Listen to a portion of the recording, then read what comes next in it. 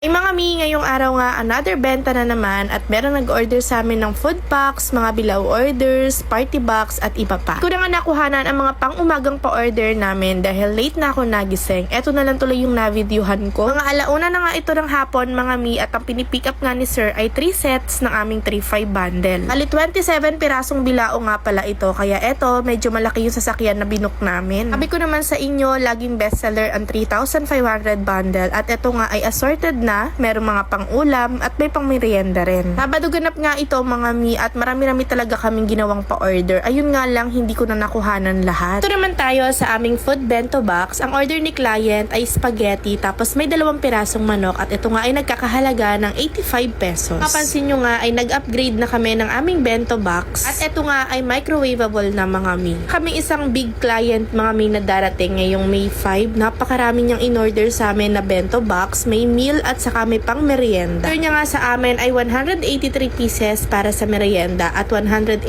pieces naman para sa bento meal. Excited na nga akong i-vlog yun sa inyo mga mi kasi ang dami talaga niyang order. Hayaan nyo at i-upload ko yun once na makater na namin yung order ni madam. Madalas kapag ganun yung mga client namin mga mi at medyo malalaki yung halaga, nagpupunta na sila dito sa aming kitchen. Na rin kasi nag-walk-in dito mga mi, madalas yung order nila ay mga malakihan. Hindi rin naman natin masisisi yung ibang client. Sa dami ba naman ng mga masasamang loob ngayon, mabuti na yung sigurado ka sa katransaction mo. Nasa Google Map na naman yung aming location mga mi, kaya madali nyo na lang siyang malolocate. Okay lang naman sa amin kung gusto nyo mag-walk-in mga mi para rin makasure kayo. Pero marami na rin kaming mga trusted client, lalo na yung mga malalayong lugar. Syempre, hindi na sila nakakapag-walk-in. Kaya kasi nung iba, may mga Rizal pa, Laguna, Manila, so hindi na talaga sila makakapag-walk-in. Pero may one time na may nag-walk-in sa amin, taga Rizal sila. Magkakatanda ko nga, 3,500 pesos yung order nila sa amin. Tapos, from Rizal, nagpunta sila dito sa Cavite para mag-walk-in. Grabe no, nakakatuwa yung mga ganong client. Kahit malalayo sila, talagang mag-e-effort na mag-walk-in dito sa aming kitchen para maka-order. Sobrang layo ng Rizal to Cavite, pero nag-open pa rin kami ng slot sa mga taga Rizal. Limited nga lang mga mi, kasi yung ibang part ng Rizal, medyo may kalayuan na talaga. O lang mga mi, may mga area talaga kami na gustong-gusto namin i-cater, kaso nga lang sobrang layo, tulad ng Batangas, Bulacan. Din kasi namin yung mga riders, lalo na kapag pabalik na, for sure, mahirapan silang maghanap ng booking. Nga ay hindi talaga kami nag-a-accept ng mga Valenzuela,